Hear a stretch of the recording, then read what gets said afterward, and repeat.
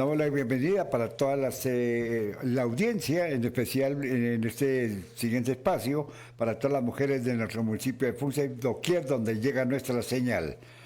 A continuación, tenemos nuestra programación especial de todos los jueves que a partir de hoy va a ser con título diferente y todo esto con muchos temas para que todas las mujeres tengan en cuenta. Nuestro programa se titula ahora Mujerencia, valorando la esencia. Las herencias, la gerencia e incidencia femenina en la sociedad. Para efecto, está con nosotros ya desde Málaga, España, en directo la licenciada Bárbara Liz. Muy buenos días aquí en Colombia, muy buenas tardes en España. Muy buenos días, Anthony. Qué rico escucharte después de ese diciembre que se me hizo súper largo y no estar acá se me hizo muy largo. Muchas gracias a Valentina, que ha estado trabajando fuertemente en el tema de producción. Y sí, sí, le hemos dado un viro a nuestro programa, muy por sugerencia de compañeras españolas, de compañeras colombianas que nos hablaban de esa necesidad de estar reconociendo realmente a través de Mujerencia este nuevo concepto que nos reúne hoy, que valora la esencia, la herencia, la gerencia y la incidencia de la mujer en la sociedad. Y para mí hoy es un gusto, un honor. Estoy tan feliz, Luisa, de tenerte hoy acá. Nos acompaña una mujer.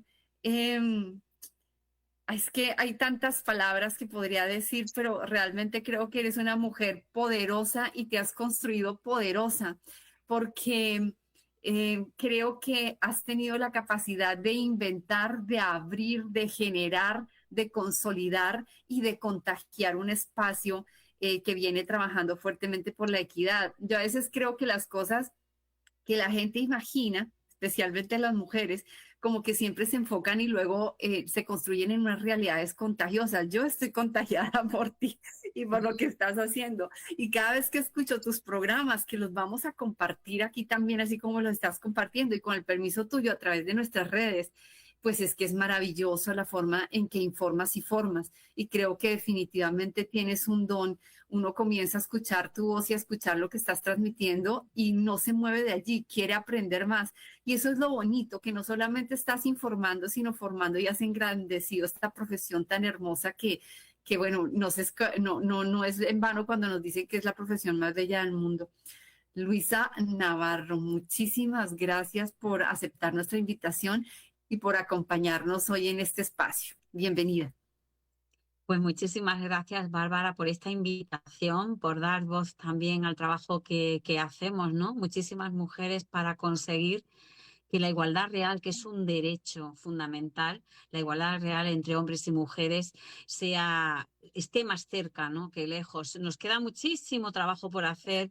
Estamos ahora en un momento en el que tenemos muchos retos que afrontar, ¿no?, con los movimientos que se están produciendo a nivel mundial, ¿no?, donde de nuevo nos vuelven a relegar al espacio privado en el que no tenemos voz y donde los participantes o los protagonistas de las cosas que ocurren están siendo ellos, ¿no?, los hombres, y sobre todo esa ola ultraconservadora que no quiere hablar, ¿no?, de igualdad. Y te agradezco las palabras que has dicho, porque muchas veces ni siquiera nosotras cuando trabajamos somos conscientes, ¿no?, de hasta dónde llegamos. Yo lo veo por el nivel de descargas que tiene el programa, un programa que hacemos en la radio televisión pública andaluza, en este caso en la radio pública. Es un mandato del Parlamento andaluz, que es una de las zonas, para que me entiendan en Colombia, poder explicarlo. España está dividida en distintas comunidades o zonas territoriales.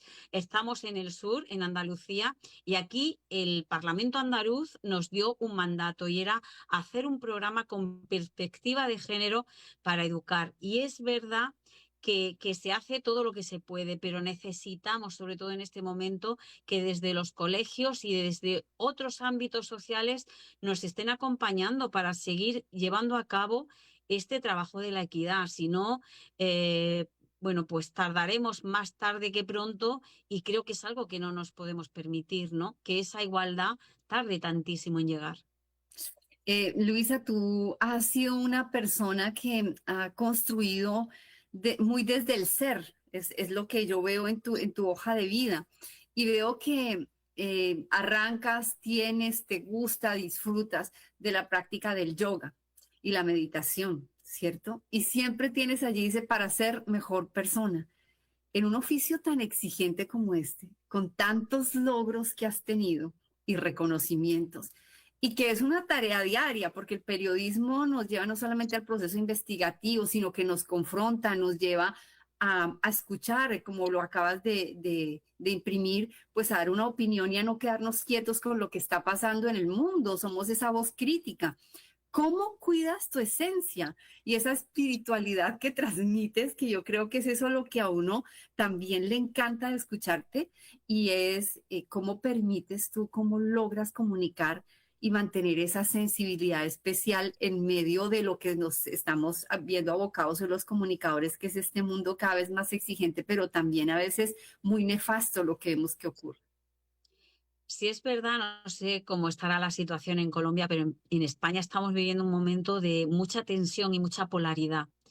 Y cuando se habla de temas tan sensibles, no se trata, hombre, hay días que yo también me enfado, ¿no? Me enfado por cosas que ves y no te gustan, pero el trabajo que tienes que transmitir o la idea que tienes que transmitir es que todo se puede.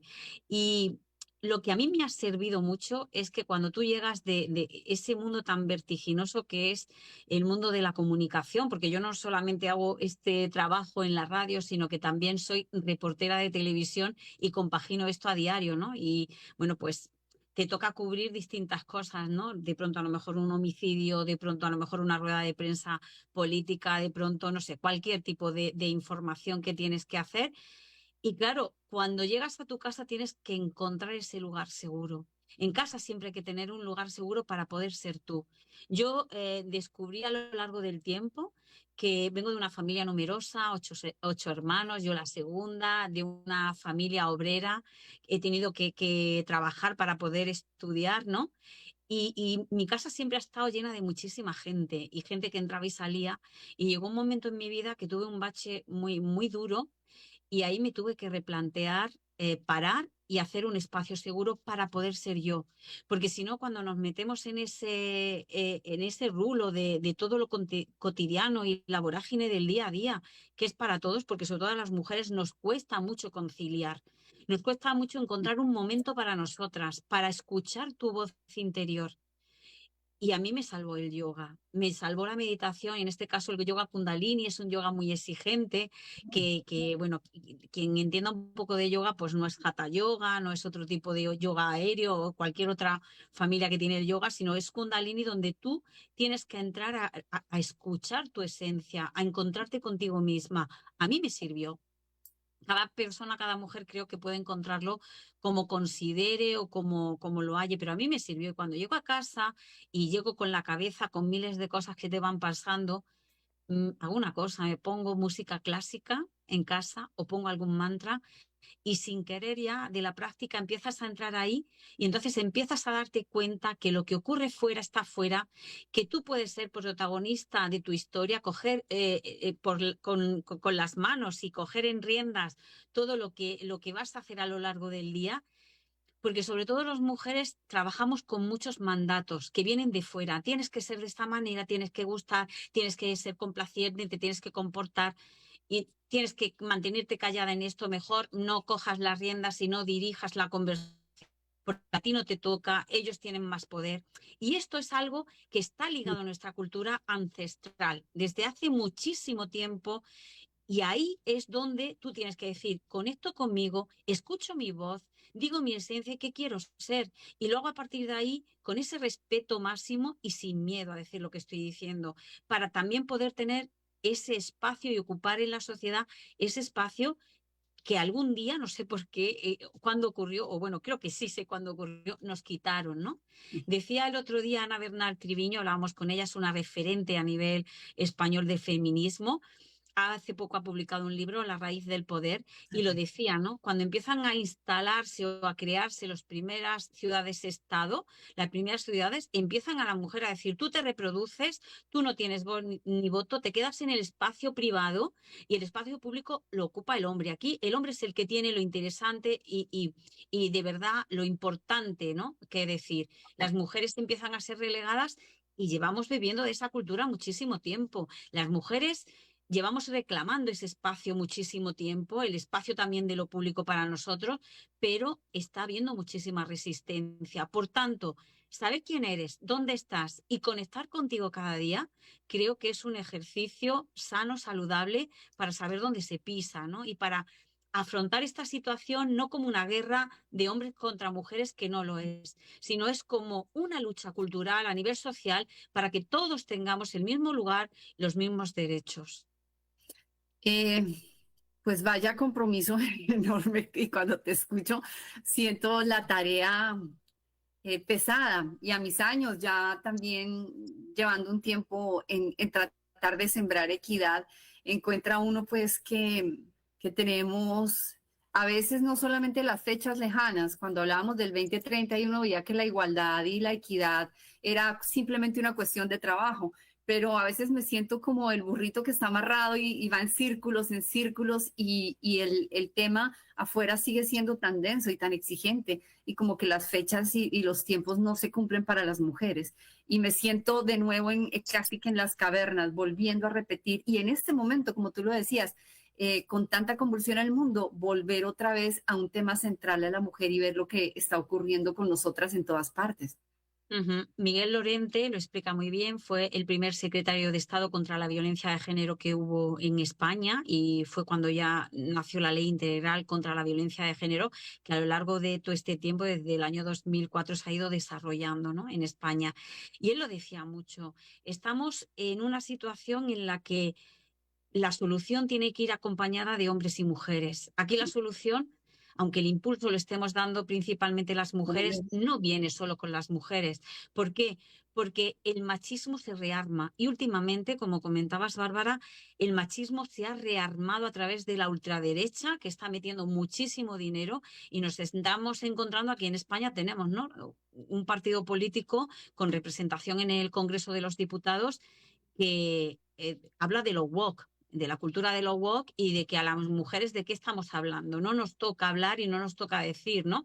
Y esto se está haciendo con muchísima normalidad, y además atacando todo aquello que se ha conseguido adelantar en estas últimas décadas. Desde el Me Too en 2006, todo lo que era el movimiento feminista integrado por hombres y mujeres que busca esa equidad real, consiguió muchos avances y visibilizarse mucho. Y hoy en día hemos hecho un paso hacia atrás, donde ya parece que lo único que reivindicamos es que se asesinen a mujeres. En estos 3 últimos años en España ha aumentado el número de asesinatos a mujeres. ¿Qué está pasando? Y coincide precisamente con ese rearme, ¿no?, de toda esa cultura woke que está liderando a nivel internacional la ultraderecha, que se está financiando, que está creando redes, y que además está ocupando también lo que es todos los medios digitales a través de las redes sociales. Y lo está haciendo muy bien, porque lo está haciendo con mucho dinero. Y está creando pues muchos bulos que mucha gente joven está creyendo, ¿no? Y aquí, por ejemplo, en España, toda la gente joven, sobre todo los chicos, si hace 3 años se acercaban al 50% cuando entendían que el problema, ¿no?, de los feminicidios era un problema de Estado, ahora ha bajado esa cuota en cuanto a los chicos jóvenes, y sin embargo, entre las mujeres jóvenes ha subido, ¿no? Y entonces tú estás viendo que ahí hay una fractura, que es un peligro. Es un peligro porque si analizamos más, y Miguel Lorente también defiende esta teoría, si lo analizamos más, este neoliberalismo lo que está trayendo es un nuevo modelo, o volver a un modelo antiguo en el que la mujer se tiene que quedar apartada de lo social, más en la casa, Y lo estamos viendo, ¿no? En ese modelo de mujeres que acompañan, por ejemplo, al presidente Trump en todo su gabinete, ¿no? En el gabinete que tiene de responsables políticos. Esos modelos de mujeres que hablan y que defienden que la mujer tiene que quedarse en el hogar, volver al hogar. ¿Por qué? Porque este realme del neoliberalismo no acepta a mujeres que estén en un mercado laboral pidiendo equidad. Estábamos consiguiendo reducir la brecha salarial, la brecha de género de representación por ejemplo, en profesiones que estaban muy tecnificadas o que hay mucha tecnología, donde la mujer no ha llegado todavía a la misma equidad que el hombre. También en puestos de responsabilidad en grandes empresas habíamos conseguido avanzar. Y en España de pronto esto empieza a frenarse y se está haciendo como con una naturalidad en la que ahora no toca hablar de esto, porque estamos con un ruido mediático internacional, que si Groenlandia, que si Venezuela, y todo esto ocupa el discurso de lo público y las mujeres, el discurso de la igualdad, ha desaparecido en muchos medios. Está desapareciendo también aquí en España. Y cuesta, va a costar otra vez volver a lograr, ¿no? Estar en esa primera plana para que los avances se vayan produciendo. Y bueno, y es un reto que tenemos actualmente a nivel social. Es cierto, es un reto y creo que esta red de mujeres que venimos trabajando en el tema, tenemos que seguir sumando a la conversación y construyendo voz. Creo que la herencia de muchas de nuestras compañeras aquí ha sido una bendición encontrar a Nuria Coronado, encontrar a María Martín Barranco, con unas voces que cada vez traspasan más fronteras y bueno, entonces creo que una de las labores más grandes que tenemos las mujeres y para nosotras en Latinoamérica, tal vez alguna de las incidencias más complejas que tenemos es la de lograr apoyarnos entre nosotras. Aquí veo red más fácil de construir en Europa entre mujeres. En Latinoamérica estamos muy asociadas a, a desconocer, a negar y a no querer ver lo que la otra hace porque la considero mi competencia. Y es parte también de una cultura de patriarcado, el lograr que las mujeres nos enfrentemos y no querramos tener una voz y mucho menos una voz que sea común, porque lo que tratan es que cada mujer y cada voz se vaya apagando. Aquí sumábamos, horrible, te comparto, Luisa, entre 2025 y 2026 sumamos un total de 1.400 mujeres que ya no están, que se fueron en un feminicidio. Y cada vez los feminicidios acá son más terroríficos, ¿sabes? Es como si el hombre anterior quisiera dar ejemplo con la forma en que desapareció a su esposa y a sus hijos y el siguiente en algo peor. Entonces estamos viviendo un momento bien complejo, por eso me parece tan bonito encontrar mujeres como tú que están dejando un legado y una herencia. Y algo que encuentro en tu hoja de vida y que me pareció maravilloso, bueno, uno que eres, perteneces a la Asociación Triángulo Azul, ¿cierto? Pero has hecho un documental. Wow, o sea, creo que rescatar la voz a través de este documental y lograr que esa historia no se olvide y lograr que las mujeres, que contada además la historia por mujeres sea reivindicativo también de lo que ocurrió allí, pues quiero que nos cuentes de esto, porque a mí me parece que estás dejando una herencia en el presente enorme y una conciencia también para las generaciones futuras. Y pues yo también me comprometo mucho a difundirlo también con la venia y el permiso tuyo, porque creo que vaya que sí nos aporta para que también estemos más enteradas de lo que ocurre, porque a la final la historia que allí se cuenta no es lejana a lo que estamos viendo en nuestros países también. Cuéntanos sobre ello, por favor. Bueno, La luz de nuestra memoria, que es como se llama el documental que decidimos hacer en la asociación Stolpenstein, Triángulo Azul, es una asociación que rescata la memoria de todos los españoles y españolas que estuvieron luchando contra el nazismo. La Segunda Guerra Mundial coincide en España con lo que es la dictadura de Franco. Aquí se da un golpe a la República que había. Y bueno, es otro fascismo más, apoyado también por los nazis y por Mussolini en Italia.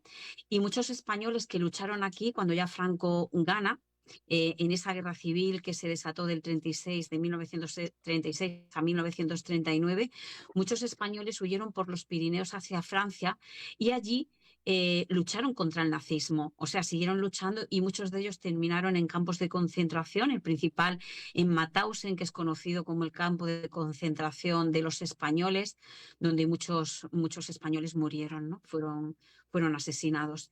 Pero claro, esos españoles, la mayoría hombres, estuvieron luchando en el bando republicano en España contra el franquismo, pero las mujeres se quedaron aquí, se quedaron cuidando de los niños de la casa y se quedaron en territorio hostil, porque se quedaron en un territorio donde empezó la represión franquista, que duró muchísimos años, contra todos aquellos que tildaban de rojos.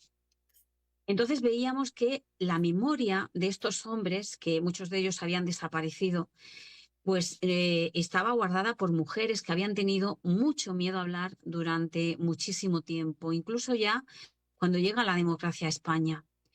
Entonces, a través de la asociación vemos que había muchas mujeres que tenían ganas de hablar, que se hacían preguntas, y la presidenta de la asociación, Cristina García, dijo: Luisa, ¿qué tal si planteamos esto? Y dijimos, venga, para adelante, ¿no? Hicimos un documental porque nos dimos cuenta que la represión franquista hacia los hombres que acababan en cárceles durante toda la vida en condiciones infrahumanas o que acababan siendo fusilados era muy diferente a la represión que vivían las mujeres, y que esa represión de las mujeres eran muy parecidas a lo que ocurre en las guerras. Las mujeres son violadas porque se considera el cuerpo de la mujer una posesión que tú estás teniendo sobre tu adversario. Las mujeres eran violadas, obligadas a limpiar casas de aquellos que habían apoyado al franquismo y el alzamiento militar en España, y por tanto esas mujeres eran denigradas y tenían que vivir en territorio hostil. Muchas de ellas eran rapadas, le daban aceite de ricino, eso hace que literalmente uno se cague encima, y eran paseadas por el pueblo tocando una banda y una orquesta como haciendo, ¿no? Ostentación de qué iba a pasar si uno era republicano o no apoyaba en ese momento a los militares y esa dictadura franquista. Eran mujeres que tenían que sacar para adelante a familias que se habían quedado en ese momento sin el que era, ¿no? El líder en casa, que era el hombre, aunque las mujeres trabajaran y han trabajado siempre en el campo, no eran tenidas en cuenta. Entonces se tenía en cuenta que era el hombre el que entraba, ella siempre estaba subordinada, ¿no? Y veníamos de un momento en el que en la Segunda República Española se empezaron a conseguir derechos para la mujer, como el derecho al voto, que no se tenía en España. Todo eso se vuelve hacia atrás, se va hacia atrás, y entonces dijimos, estas mujeres tienen que hablar y contar qué pasaba, porque ellas se quedaron buscando a sus seres queridos, a esos padres de familia, a ese hermano, a ese marido que había marchado al ejército republicano y que había terminado pasando por Francia frontera y que había terminado en un campo de concentración. Y muchas de ellas ni siquiera sabían qué habían pasado, porque la orden que dio el régimen franquista en España fue que esas personas que habían capturado los nazis, que eran republicanos españoles ya luchando contra el nazismo en Europa, no eran ciudadanos españoles. Y se les puso un triángulo azul con la letra de una S, ¿no?, de apátridas. Y se le consideraban que no tenían lugar en el mundo, que eran ciudadanos de ningún sitio.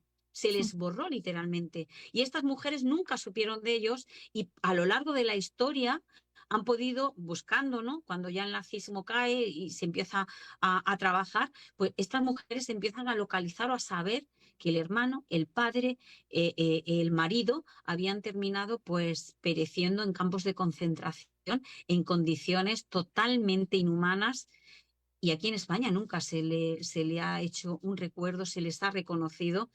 Y sin embargo, en países como en Francia hay muchos españoles reconocidos y aquí no. Es necesario, para romper ese duelo que hay de no saber dónde está tu ser querido, para romper ese luto, es necesario hacerle un reconocimiento. En España sigue habiendo un montón de víctimas todavía del franquismo en cunetas y nadie sabe sobre ellas. Y aquí hubo un silencio atronador, atronador. Yo, por ejemplo, trabajando en esto, indagué sobre uno de mis abuelos y hace poco he podido recabar toda la información. Yo no sabía que mi abuelo paterno había estado en un campo de prisioneros que habían construido los nazis en España. Había estado allí porque mi abuelo luchó en el bando republicano. Mi abuelo consiguió que bueno, no lo fusilaran, sino que solamente lo condenaran a trabajos forzados. Y cuando mi abuelo vuelve a casa con mi abuela y consiguen seguir para adelante, mi abuelo no habló nunca en la vida, no dijo nada. Mi abuelo llegó a casa con toda la Oh, dentadura por Dios. perdida por la culata por un interrogatorio y por darle con la culata de un rifle. Yo eso me he enterado ahora de mayor. Mi abuelo se fue de esta vida y yo no pude hablar con él. No contaban nada. Pero quizá lo más sangrante y sobre todo para las mujeres fue que se creó en España, cuando se crea el franquismo, se dice que la mujer tiene que mirar al hogar y el hombre tiene que mirar al mundo. Y la mujer miraba al hogar y no salía del hogar, estaba subordinada. Sí, Una mujer no era dueña de los hijos, era el marido. Una mujer no podía abrirse una cuenta bancaria durante el franquismo. Una mujer no tenía derecho a nada, solamente a hacer las labores del hogar, a tener al marido contento o asistido y a cuidar y a criar hijos y a parir. La mujer no contaba para nada. Y la mujer que se salía de esa línea, de esa visión, lo único que tenía iba al instituto, a centros reformatorios, y el último se cerró en España en 1985. Mujeres que por pintarse, por tener un hijo fuera del matrimonio o por haber tenido un amante, eran ellas castigadas, ellos no le pasaba nada, pues eran relegadas y llevadas a centros donde había que reeducarlas. Bueno, pues hasta el año 1985 en España no se cierra el último capítulo. centro, ¿no?, que quedaba abierto. Cuando muchas de ellas las pasan a psiquiátricos y van trabajadoras a estos psiquiátricos en España ya en plena democracia a trabajar y se encuentran estos casos, se echan las manos a la cabeza y dicen, pero ¿cómo estas mujeres están aquí? Se les había negado la vida. Algunas de ellas se la habían alejado de los hijos que habían tenido fuera del matrimonio y que se consideraba un pecado. Por ese franquismo que estaba muy apoyado por la Iglesia en España. Y esas mujeres, por ejemplo, se les anuló la vida y se les dio, después de pasar por un proceso ya bien llevado de asistencia psicológica, muchas pudieron volver a la calle, pero habían perdido la mitad de su vida en unos centros correccionales donde se les había negado ser lo que ellas sentían y querían ser. Así que imagínate, ¿no?, desde el lugar que parte España y cómo hemos conseguido en poco tiempo también tener una ley integral contra la violencia de género, llevar a cabo políticas que se están llevando a cabo protegiendo a las mujeres. Yo creo que todavía hay que afinar más, ¿no? Hay que darle mayor protección, pero se ha avanzado mucho. Hay que conseguir que lo que es darle cobertura a la mujer y protección tiene que mejorar y ser al 100%, sí, porque está habiendo mujeres que aún teniendo protección están resultando asesinadas, sí, está ocurriendo en España, pero ahí habrá que trabajar, pero con una ley integral que ya está haciendo que se trabaje desde la judicatura, desde todo lo que son fuerzas y cuerpos de seguridad dando protección a las víctimas de violencia de género y desde una ley que está amparando no solo a las mujeres, sino también a los familiares del entorno y a los hijos que por cuestión de sesgo de género, en este caso de violencia de género, también muchas veces son asesinados, ¿no? Para mí fue muy impactante conocer el destino de muchas mujeres en esa época franquista. Todavía me escalofrío, porque lo acabas de decir y es que está a la vuelta de la esquina. El tiempo no ha sido muy largo, pero eso mismo también me llama la atención de la fortaleza de las mujeres y de los hombres que han construido las políticas públicas en pro. Y creo que están muy blindados. Claro, nos hace falta. Y creo que un poco de proceso de investigación que estoy realizando acá en España es aprender. Yo creo que estamos en un momento un poco oscuro en mi país en el tema. Y aprender de la capacidad que han tenido ustedes para tomar a la vuelta de la esquina. Es que cuando uno mira el 80 es aquí nada más y han construido cada vez más herramientas desde el punto de vista de la política pública para tener dientes, para poder generar mejor calidad de vida para las mujeres. Tú recibiste un premio Menina en 2024, o sea, recibir un Menina para mí eso es lo máximo. Aquí, y cada vez que les digo, no, pues que eso es lo máximo, pero a ver, lo has recibido. Y justamente pues esto destaca no solamente ese compromiso ético y esa capacidad tuya de mirar también al futuro sin dejar el legado y trayendo como en el documental esta memoria histórica para no perder la esencia de lo que pasó para que no nos vuelva a ocurrir. ¿Cuál crees tú que es la barrera del periodismo que ejerces con esta perspectiva de género? ¿Cuáles son las principales barreras que notas en la actualidad?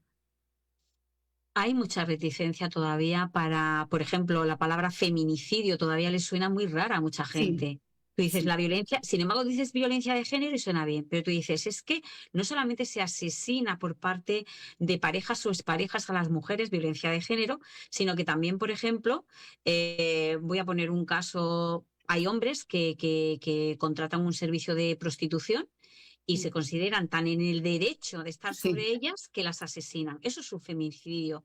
Pero feminicidio también es, por ejemplo, que yo estoy dentro de la familia y por una cuestión de dominio o de creerme superior a las mujeres que hay en esa familia, yo asesino y puedo asesinar a mi madre, a mi hermana. Y siempre hay ahí como una justificación de lo que está construido el patriarcado, ¿no? Yo estoy por encima de ti y me arrojo el derecho, por ejemplo, a quitarte la vida. Antes de ayer tuvimos un caso aquí en Córdoba, en la ciudad donde vivo yo, que un padre asesinó a su hija, tenía casi 30 años, tenía autismo, y la asesina porque él se arroja el derecho de que ella tenga una vida mejor, que va a dejar de sufrir. Ahí, eso es un feminicidio familiar. Y todavía esto en los medios de comunicación cuesta ponerle nombre porque la gente no lo entiende, te dice es un homicidio con perspectiva de género, de es un género. feminicidio y está muy claro. Pero el otro día me comentaban, ¿no? Hoy no toca hablar de feminicidio. Entonces tú dices, si esto todavía en los medios de comunicación lo estamos cuestionando, imagínate a nivel social, a nivel de calle, todavía lo que nos queda por trabajar. Y yo siempre lo digo, no hay que rendirse, hay que seguir, hay que ir poniendo palabras poquito a poco, ir escalando poquito a poco para que se vaya entendiendo. Y una de las maneras que yo creo que mejor se entienden es decir de dónde venimos, dónde está el origen. ¿Dónde está el origen? Porque muchas veces así se entiende el lugar en el que estamos. Porque si no, pasa lo que los medios de comunicación y a nivel de general nos venden, ¿no? La mujer complaciente, bella, que se cuida, hermosa en lo físico y que no reclama nada, ¿no? No reclama nada porque no necesita nada, necesita solamente ser reconocida por él para considerar que tiene éxito. Y eso sigue todavía muy vinculado, todavía, ¿no? A ese amor romántico que nos han vendido a través de Hollywood, de películas, de libros, en un montón de sitios, romper esos relatos y que nosotros también tengamos voz en el relato, nos va a costar, nos está costando, pero se está consiguiendo. El otro día conocí unos datos, ¿no? Dentro de lo que es el cine en España, cada vez hay más películas protagonizadas por mujeres contando la historia desde ese punto de vista de la mujer, porque si el relato lo hacemos desde el patriarcado, vamos a tener un relato muy corto y un camino muy corto de contar cómo nos sentimos y qué es lo que queremos, ¿no? Y eso es importante, ir conquistando esos espacios en el cine, en la novela, en los medios de comunicación, en los relatos de las noticias, para que nuestro universo también se vea ahí, nuestra voz también esté ahí y no ocupe un segundo lugar, ¿no? O no aparezca, se invisibilice y entonces al final lo que siga primando sea ese relato que el patriarcado nos ha enseñado. Y lo que pasa que esto no va a ser fácil y es ahí donde hay que estar, ¿no? A martillo pilón, como decimos aquí en España, martillo pilón, dale que te pego. Muy bien, pues de verdad, ay, Luisa, el tiempo a veces es tan corto y tu parla tan exquisita, pero sobre todo lo que transmite, la información y la formación. Por eso es que es tan rico escuchar tus programas, porque siento que cada vez que te escuchamos hay un aporte, hay un dato nuevo, hay algo sobre lo que reflexionar y de verdad que te lo agradezco muchísimo. Yo Eh, aprendo mucho, Bárbara, discúlpame. Yo aprendo muchísimo también en cada programa, porque hay gente Impresionante. maravillosa, expertos que están haciendo un trabajo ingente y que creen en lo que hacen, ¿no? Lo sienten y creen que es de justicia. Estamos hablando de derechos humanos y son defensores de derechos humanos y yo también, Bárbara, aprendo muchísimo. Para mí ha sido muy grato escuchar porque también creo que ese poder investigativo tuyo de ver un poco más allá de lo que simplemente se está nombrando y llegar exactamente con la pregunta a la llaga, al dolor, exactamente lo que configura los programas, es lo que le hace a uno que realmente cada uno sea tan aportante. Entonces espero pues mucho más premios, mucho más reconocimientos y espero de verdad em, poder de alguna manera impregnar a nuestra comunidad de este saber tuyo, de este hacer, de esta herencia, de este legado que nos estás construyendo cada día. Y te agradezco muchísimo por haber estado hoy con nosotros. Sí, aquí te van a escuchar las mujeres que están dedicadas al tema de la política pública en Colombia. Si nos quisieras regalar un consejo en esta mirada tuya tan global desde esta posición que tienes acá en Europa, no sé qué consejo nos quisieras dar a las mujeres que venimos no solamente tratando de construir un poco una política pública que dibuje mejor las necesidades de las mujeres, porque estamos muy acostumbradas a que el hombre y las personas que manejan el poder político nos digan, oye, sería bueno que esta política les pudiese quedar, pero no hemos tenido todavía la capacidad de dibujar esa política pública exactamente de lo que necesitamos en los territorios. ¿Qué consejo nos darías, Luisa? Buf, yo casi que consejo diría que a mí me ha servido mucho que cuando dudes de tu voz propia, porque hay que ser valiente también, ¿no? Como mujeres estar dentro del poder político y reivindicar tu voz propia dentro de un lugar donde sigue también existiendo el machismo, donde ellos deciden, ellos eligen. En España nos pasa igual prácticamente, ¿no? Tenemos esa ley de paridad representativa donde las listas tienen que ir mitad de hombres, mitad de mujeres, pero a las mujeres las siguen eligiendo ellos, quienes van ahí.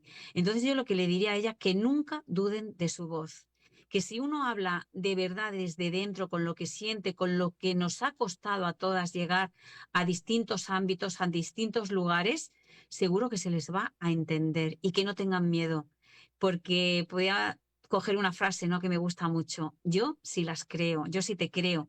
Y entonces, Bárbara, en ese sentido ahí tenemos que estar teniendo toda esa sororidad para sentir que no estamos solas, que estamos fuertes y que estamos sostenidas. Y aprovecho también para agradecerte el trabajo que haces, Bárbara. Sobre todo, como decías, ¿no?, en un país donde todavía también se tiene tanto que construir. Enhorabuena. Te agradezco muchísimo, Luisa, y me encantaría luego te voy contando que nosotros realizamos cada año un conversatorio internacional y pues sería un lujo para nosotros poder contar contigo y que ahí sí que estamos en pleno más o menos 4.600 mujeres del país. Sería una dicha Wow. que nos puedas acompañar con tu voz porque em, creo que los ejemplos de mujeres en el territorio nuestro, pero también de lo que está ocurriendo en el mundo y la forma en cómo se ve, pues es un aporte grandísimo porque esas ideas cuando se ponen en común, pues nos hace que también tengamos ideas comunes y redes comunes para trabajar por ellas. De verdad, muchísimas gracias por el tiempo, por la gentileza, por el espacio y por el aporte, Luisa. Muchísimas gracias por habernos acompañado hoy. Gracias a todos ustedes. Gracias, Bárbara. Gracias. Un abrazo y gracias a Anthony, gracias a Henry Carro que nos abre este espacio cada 8 días, un hombre muy femenino, muy de apoyo y qué bueno porque eso sí que nos ha hecho mucha falta y sobre todo pues nos ha aportado mucho en Cundinamarca, desde donde abrimos este espacio para el mundo. Un abrazo, muchas gracias a Valentina y muchas gracias también pues al equipo de producción por permitirnos este capítulo el día de hoy. Bueno, muy bien, muchísimas gracias a usted, Barbarita, y esperamos que pase un feliz día. Bueno, tengo acá, acaban de escribirme la señora Mari Luz Delgado, que nos dice, me encanta esa mesa de trabajo a las mujeres que están hablando, hablan muy bonito, es un programa muy interesante y necesario, ojalá sea escuchado por muchas mujeres. Un saludo para las conferencistas, escribió la señora Mari Luz Delgado. Y así hemos Ay, pues llegado. un abrazo para Mariluz y esto está hecho porque realmente sentimos que entre más voces se sumen a esta conversación, más sólidas vamos a tener nosotras una calidad de vida en el futuro, ojalá no tan lejano, y que paso a paso sigamos entre todas construyendo. Tan importante que nos escuchemos y que nos valoremos las mujeres. Eso es como el aporte más grande que podemos dar desde acá. Muchas gracias, Anthony. Con el mayor de los gustos, porque día a día vamos tomando más audiencia en las mujeres. Bueno, muy bien, así hemos llegado al final de este programa, Mujerencia, valorando la esencia, herencia, gerencia e incidencia femenina en la sociedad, con la licenciada Bárbara Lee. ¡Feliz!